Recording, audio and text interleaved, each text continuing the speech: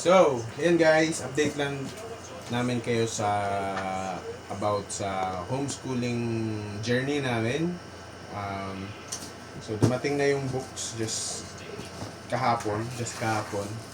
And ito na yung start ng aming homeschooling dito sa bahay. So, magbibigay ako ng information about ano ba talaga yung schooling about um, at ano yung parang experience namin, no? So, habang binubuksan ko ito.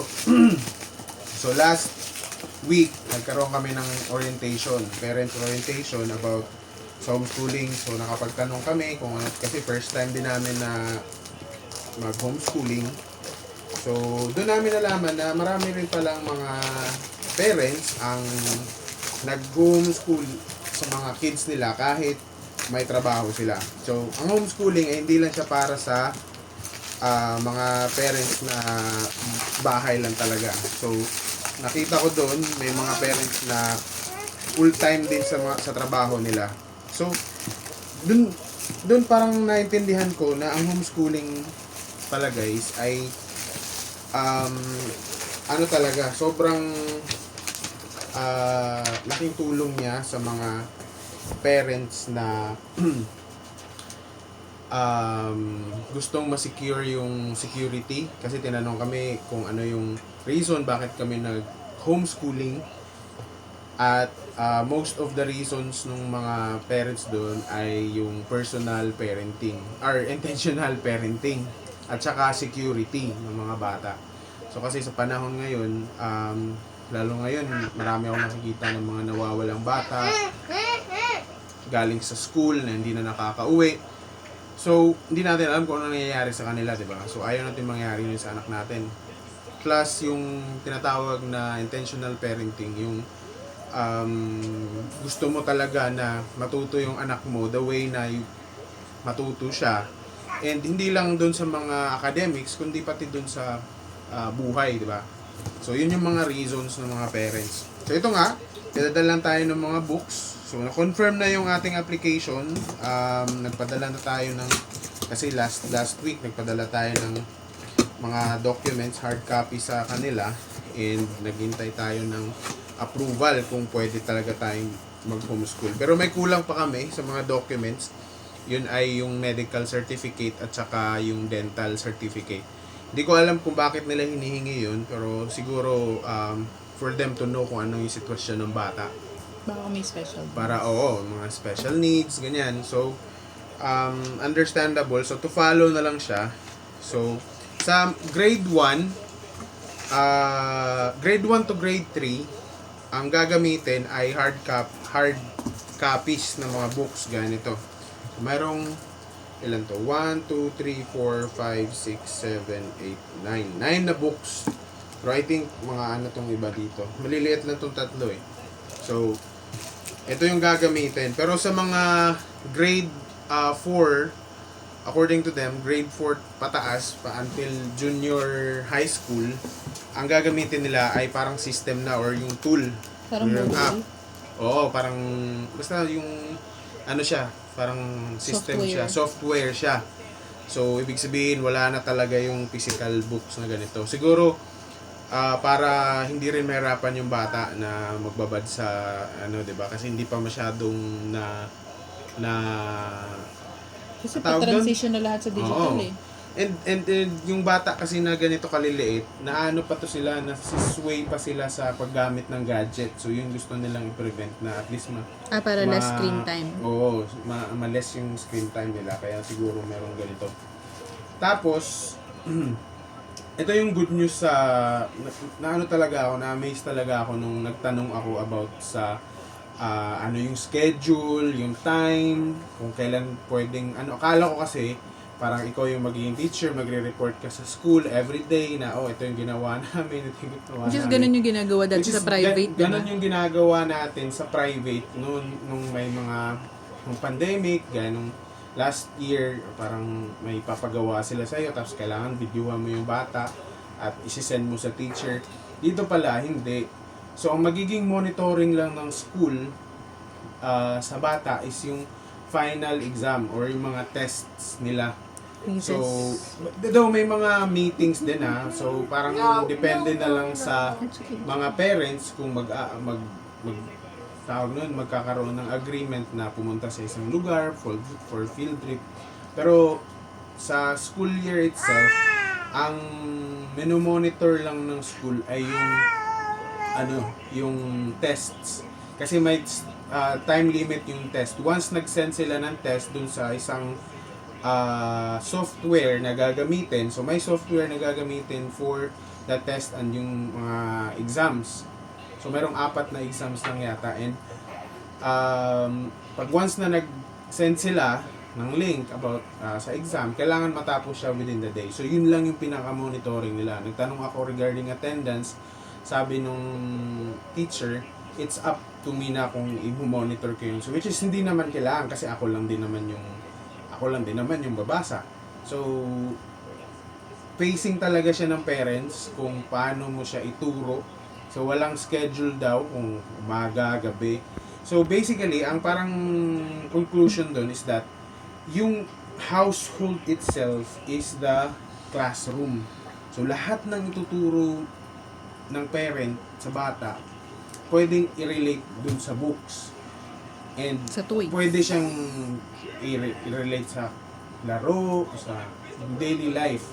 So, it's up to the parent na kung paano niya i-relate. So, parang nadagdagan yung responsibility ng parent sa bahay. So, hindi lang as parent. Kasi, typical na Filipino culture is that tayo mga parents is that mag-provide lang tayo, pakainin lang natin yung anak natin, di ba?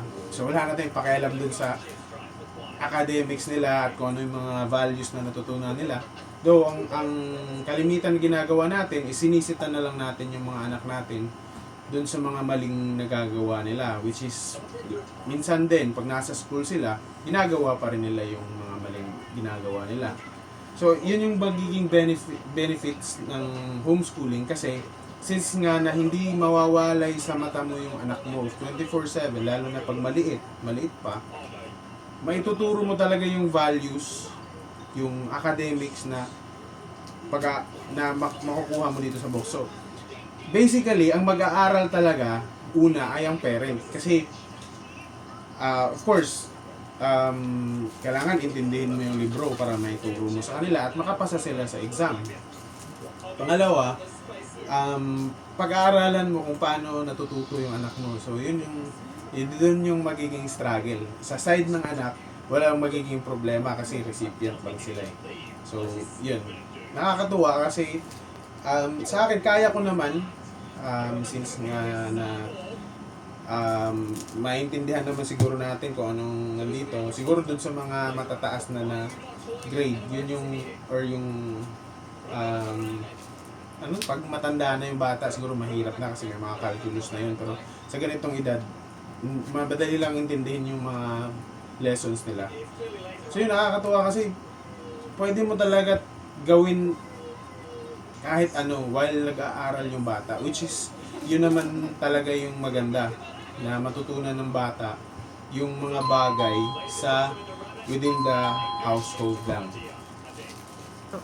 So yun, nakakatuwa kasi marami na naman tayong bagay na matutunan. So since na usually pag parent ka na, nalilimutan mo na yung mga natutunan mo nung nag-aaral ka pa.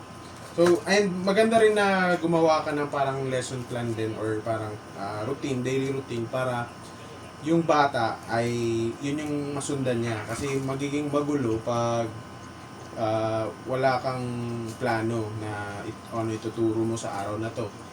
So, parang naiisip ko na yun nga, magkakaroon kami ng daily routine. Meron talagang siguro mga 1 oras or 2 oras na magdidig in kami sa isang lesson, sa isang topic.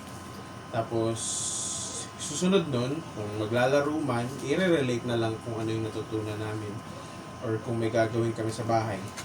So, ito, anong subject ito? A New Day. So, malamang mayroon itong parang naka-separate na ito na kung kailan mo ituturo. I wanna. So, yun. So, this is your book. Yeah. Yeah, we're gonna study this And I'll be the one to teach you this. Whoa! So yun, basta ano talaga, nakakatuwa yung yung homeschooling. Yan, and meron pa silang parang values, following God. So ito, since Christian yung pinag-enrollan namin ng na school. Bible-based. So, meron silang parang Bible-based na teaching. So, ito yung nakakatuwa. Kasi hindi ka na mahihirapan kung ano yung tuturo mong values sa anak mo. So, yun. So, ang pangalan pala nung school or yung homeschooling school na pinag-enrollan namin ay Homeschool Pilipinas. So, ano siya? Parang anak siya nung Homeschool Global. Tama, di ba? Homeschool Global. Tapos, since kasi yung Homeschool Global ay ang curriculum niya is pang-international, so, medyo mahal siya. Pero yung Homeschool Pilipinas, ang curriculum niya, pang-Pilipinas, DepEd talaga. DepEd siya. So, medyo mura lang siya. So, yun. Kasama na rin yung book sa binayaran. Sama no? na rin yung book. Binayaran namin ay 19,046. Kasama shipping fee.